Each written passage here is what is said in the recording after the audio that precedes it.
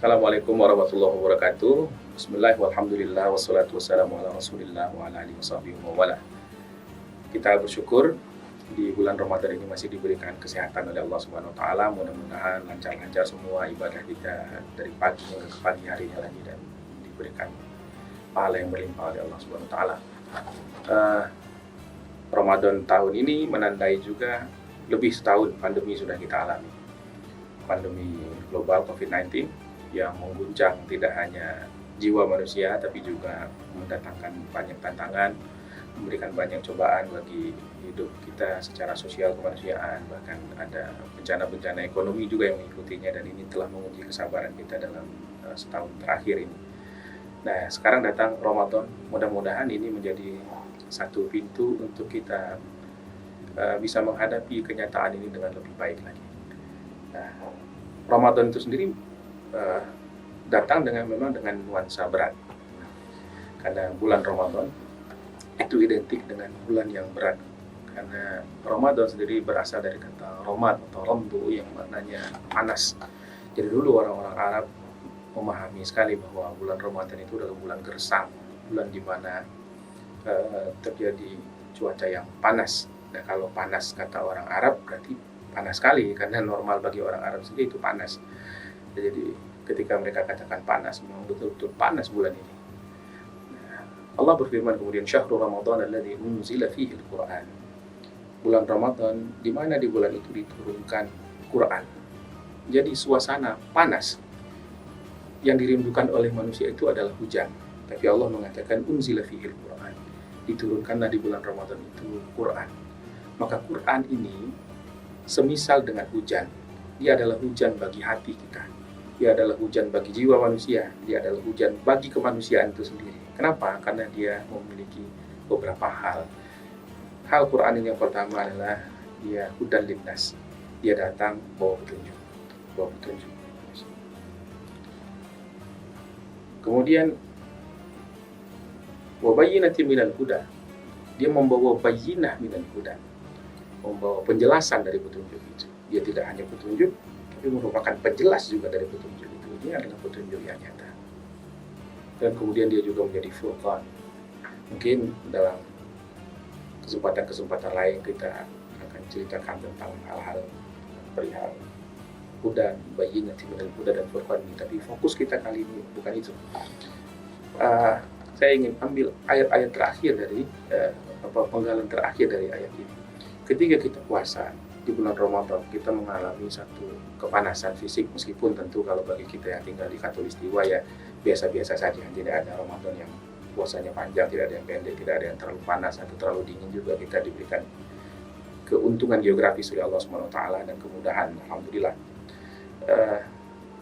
Cuma di ujung-ujung ayat itu ada perkataan dari Allah Subhanahu wa taala, walitukmilul iddata walitukabbirullaha ala ma hadakum wa la'allakum tashkurun. 3 poin ini menjadi hal yang penting kalau kita ingin menghubung-hubungkan spirit Ramadan dengan cara kita menghadapi pandemi.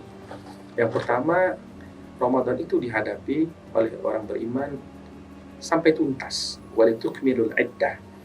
Kita itu dituntun untuk mencukupkan bilangan puasa. Kita tidak akan berhari raya di hari ke-25, kita tidak akan berhari raya ketika kita baru 19 hari puasa. Kita berhari raya itu ketika tugas dan misi kita selesai. Jadi kita menghadapi sebuah tantangan itu sampai tuntas. Dan itu juga yang mesti kita pertahankan, spirit itu yang perlu kita bawakan dalam menghadapi musibah apapun. Karena pandemi ini mungkin panjang, kita nggak tahu akhirnya, dan berlarut-larut juga, dan kemudian banyak ketidakpastian juga di dalam penanganannya. Tapi kita akan hadapi ini sampai tuntas.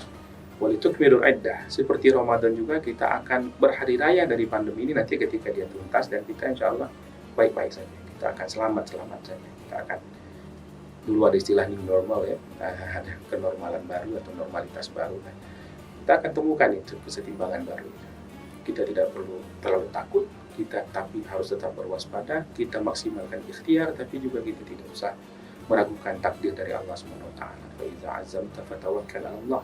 Kalau sudah berazam, nah kita tawakal saja lagi kepada Allah. Kita sering-sering membaca ayat yang ada di surah Taubah qul la yusibana illa ma kataballahu lana huwa maulana. Katakanlah tidak akan menimpa kepadaku kecuali apa yang sudah ditakdirkan oleh Allah kepadaku. Karena dan sementara Dia adalah pelindungku. Allah akan memberikan kepada kita segala hal yang baik. Baik menurut Allah, kadang-kadang dalam pandangan bodoh kita jelek, tapi itulah yang terbaik. Kata Allah, asa an tuhibbu syai'an wa huwa syarrun lakum. Kamu kadang suka sesuatu tapi keadaan itu justru nggak baik. Tapi kadang-kadang kamu benci terhadap satu keadaan, sementara keadaan yang itulah yang paling baik untuk kamu. Nah, pandemi tentu punya banyak hikmah, dan dalam setahun ini mari kita renung-renungkan. Kalau kita masih menganggap ini seluruhnya ada kejelekan, maka di bulan Ramadan ini kita menjadikan sebagai titik tafakur.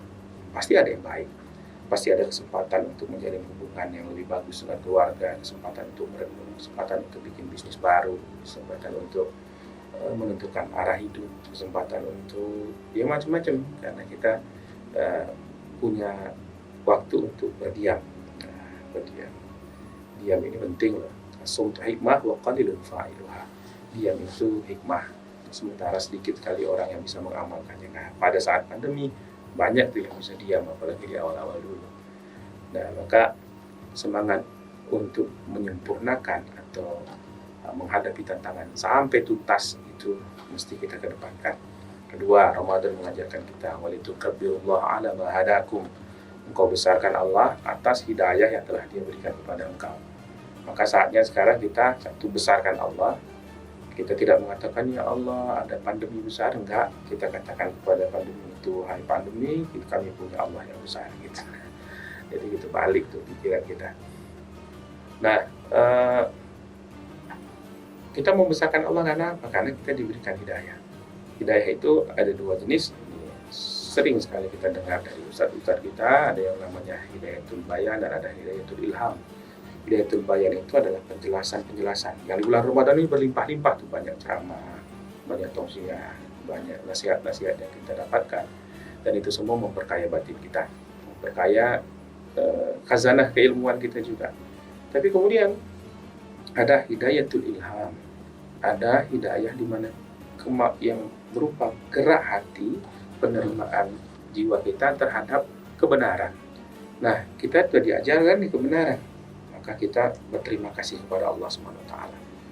Dalam COVID seperti ini, yang masih juga belum tuntas, kita berterima kasih kepada Allah SWT bahwa ini menjadi satu instrumen yang mengantarkan kita kepada kedekatan kepada Allah. Kalau kita takut kan kita lebih banyak ingat Tuhan. Kalau kita lagi ada masalah, itu biasanya manusia itu ingat Tuhan. Dan ini mengantarkan kita kepada pendekatan diri kepada Allah SWT. Apalagi Ramadan di tengah pandemi, makin takut lagi kita kepada Allah SWT. Maka ini adalah hidayah, maka besarkan Allah karena sudah memberikan kita hidayah. Hidayah itu jauh lebih mahal daripada yang lain-lain. Hidayah itu bisa mengantarkan kita ke surga. Lexus yang paling baru gak bisa membawa kita sampai ke surga, dia cuma bisa bawa kita ke mall. Tapi kalau hidayah, dia menjadi satu kendaraan. Kalau kita tumpangi dengan benar, dia akan membawa kita kepada Jannatul Firdaus. Nah, wala'alakum tashkurun. Dan terakhir, puasa dijalani, Ramadan dijalani itu supaya kita punya syukur kepada Allah SWT. Dan kesyukuran ini adalah target utama, tembakan utama dari syaitan. Syaitan tidak menginginkan kita menjadi orang yang bersyukur, dia inginkan kita menjadi orang yang kufur. Kalau kita bersyukur, menangislah para syaitan. Iblis putus asa karena sudah tercapai satu stage, satu posisi dari dari manusia yang akan menyelamatkannya, yakni posisi hamba yang syakur, orang yang bersyukur kepada Allah SWT. Nah, syukur ini tentu dengan syukur ini sebenarnya sebuah mata uang, satu sisi mata uang pada kepingan yang sama. Satu sisinya adalah syukur, satu sisinya adalah sabar. Sabar itu adalah syukur juga. Syukur itu adalah sabar juga sebenarnya. Jadi kalau kita ingin melakukan interchange, pertukaran antara dua hal ini, itu sebenarnya dia adalah satu hal yang sama, tapi dipergunakan dalam kondisi medan yang berbeda. Gitu. Banyak-banyaklah kita syukuri, sebut-sebut nikmat Allah SWT. Dan kalaupun kita sudah merinci semua, kita ingat kembali kata Allah, wa in ta'udu ni'matallahi la tuhsuha. Kalau kamu coba untuk menghitung kenikmatan yang telah diberikan oleh Allah kepadamu. Kamu tidak akan sanggup, bahkan untuk membilangnya saja kamu tidak akan sanggup. Maka syukuri semuanya, jalani hidup kita baik-baik. Semua ini baik-baik saja, tidak ada yang terlalu menjadi masalah.